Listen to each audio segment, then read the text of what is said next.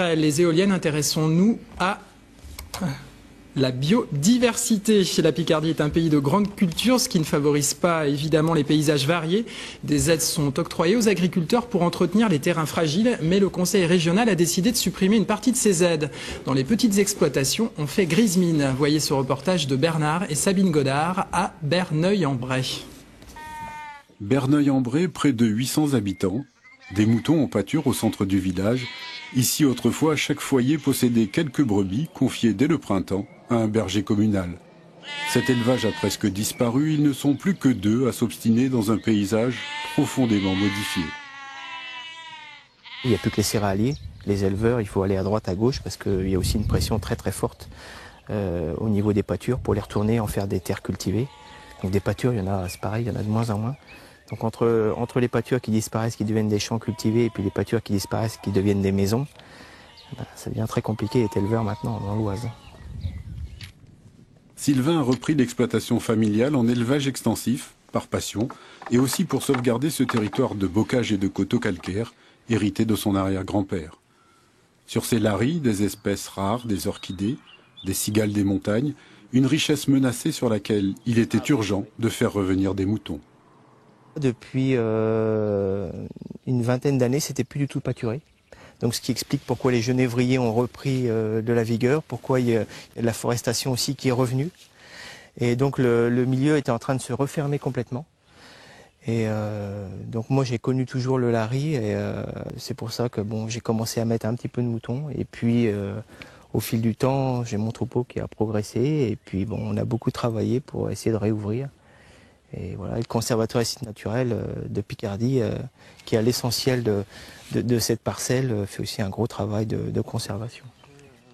Pour essayer de contenir une agriculture qui peigne la campagne et avale les pommiers, le conseil régional proposait jusque-là des contrats de gestion.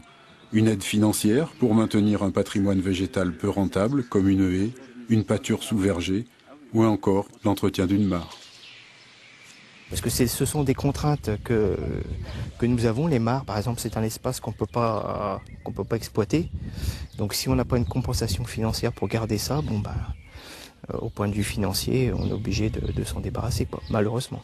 C'est toujours à contre-cœur, mais bon, la pression financière est tellement forte qu'il faut quand même qu'on puisse s'en sortir. Pour équilibrer son budget, le conseil régional a choisi de supprimer dès 2010 les aides agro-environnementales. Ce choix politique pourrait ruiner des années d'efforts pour maintenir le paysage et la biodiversité.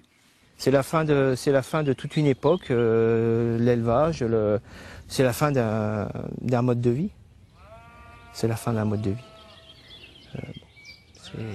C'est vraiment dommage parce que le conseil régional de Picardie fait beaucoup de promotion et de communication au niveau de l'environnement. Et puis là, où ils peuvent faire quelque chose, ils se retirent, nous laissant vraiment dans l'embarras. Et moi, je dis que bon, si d'ici quelques années, il y aura du blé, de l'avoine ou de l'escourgeon, ce sera en grande partie du conseil régional. En situation de crise, l'agriculture attend des garanties économiques pour son avenir. L'annonce tardive de ces suppressions d'aides fragilise encore un peu plus ces petites exploitations. Et nous retrouvons en direct de notre antenne de Beauvais François Veillerette, vice-président écologiste du Conseil régional de Picardie. Bonsoir François Veillerette. Petit souci technique apparemment avec l'image. On va essayer de vous retrouver dans quelques instants, c'est bon.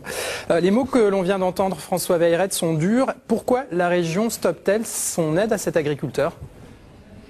Alors, ils sont surtout imprécis, puisque vous savez que les subventions qui orientent le type d'agriculture qu'on va avoir en Picardie sont avant tout des subventions européennes, les aides directes qui représentent plus de 500 millions d'euros par an. Le budget de la région pour l'agriculture, c'est 11 millions par an, donc vous voyez, rapporté aux aides directes européennes, c'est très peu.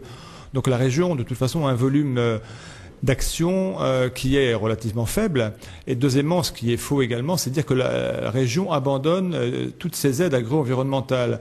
La vérité, c'est que la région a été abandonnée par l'État, qui a décidé déjà il y a 2 ans de retirer des cofinancements européens sur des mesures agro-environnementales, laissant la région seule porter l'ensemble de ces mesures d'un coût considérable. Et malgré les demandes de la région, l'État n'a pas voulu négocier et ne veut toujours pas négocier pour revenir à un cofinancement. Donc, vous savez, une collectivité locale, elle ne peut pas financer seule à 100% des mesures comme ça. Le risque quand même est que l'on perde certains territoires à tout jamais. Ça, je sais que vous y êtes sensible. Alors, oui, tout à fait. Alors d'ailleurs, l'agriculteur que vous avez interviewé, qui est dans le pays de Bray, continue à bénéficier de mesures agro-environnementales qui continuent à être cofinancées par la région, parce que celles-ci, on les cofinance, parce qu'il y a l'État toujours qui est là. Ce sont les mesures qu'on appelle prairies et paysages. Elles sont localisées dans des zones comme le pays de Bray, où l'éleveur qu'on a vu habite et travaille. Et là, la région maintient ses aides parce qu'il y a un cofinancement, parce que là, l'État nous a pas abandonnés. Donc je suggère, en tant que conseiller régional, plutôt à ces agriculteurs d'aller s'adresser à leur ministre ou au préfet pour leur demander pourquoi l'État refuse de flécher ces fonds européens pour aider la région à maintenir ces aides-là. Alors il faut rappeler aussi que les contrats qui ont été signés ces dernières années vont continuer à être honorés jusqu'en 2013. Jusqu'en 2013, encore des millions d'euros qui vont être payés par la région. Quand on discute quand même avec certains responsables syndicaux, ils se disent assez déçus. Ils avaient bon espoir après vous avoir rencontré pendant la campagne et ils ont le sentiment d'avoir été floués aujourd'hui. Eh ben, vous savez, nous, on est extrêmement déçus de l'attitude de l'État vis-à-vis des régions et d'autres collectivités locales qui, d'un côté, se désengagent de projets comme ceci, elles laissent la région seule, et de l'autre côté, nous retirent un certain nombre de recettes fiscales, la taxe professionnelle, la taxe foncière l'année prochaine. Donc, il n'y a pas besoin d'être un grand économiste pour savoir que si d'un côté, vous avez plus de dépenses à faire et qu'on vous retire les recettes, au bout d'un moment, ça va devenir extrêmement compliqué. Donc, je conseille encore une fois à ces éleveurs dont je comprends tout à fait les problèmes, parce que moi-même, je ne suis pas satisfait de ce qu'on trouve comme solution en bout de course, de demander à l'État de prendre ses responsabilités sur ce dossier-là. Nous serons ravis de revenir à la table des négociations avec les représentants de l'État pour voir quelles seront les conditions de la reprise de leur cofinancement, et nous serons ravis de revenir à un cofinancement. Mais bien entendu, il est absolument impossible de financer tout seul.